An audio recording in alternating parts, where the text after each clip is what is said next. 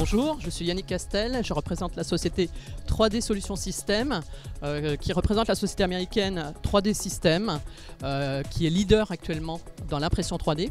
Donc je vous présente ici la première imprimante 3D, la Cube, pour le grand public. Alors comme vous le voyez, tout part au départ d'une cartouche de plastique qui est ici. Ce plastique va fondre dans une tête d'impression qui est là et qui va chauffer ce plastique pour en faire un petit filament.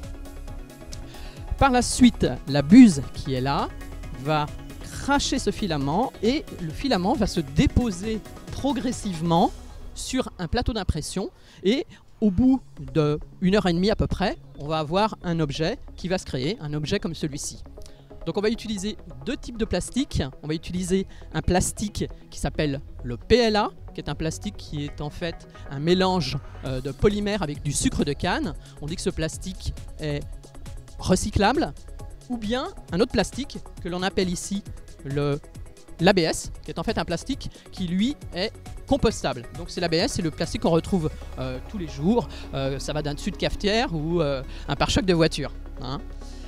L'intérêt de ce produit, c'est qu'il existe en plusieurs couleurs.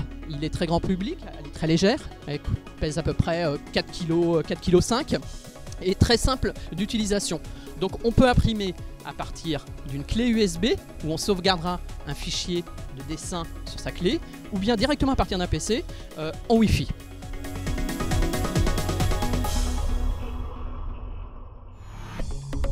Avec une cartouche comme celle-ci, on peut réaliser une 60aine d'objets de cette taille, sachant qu'il est créeux. Et vous pouvez le voir ici, on arrive même à voir le détail de l'escalier.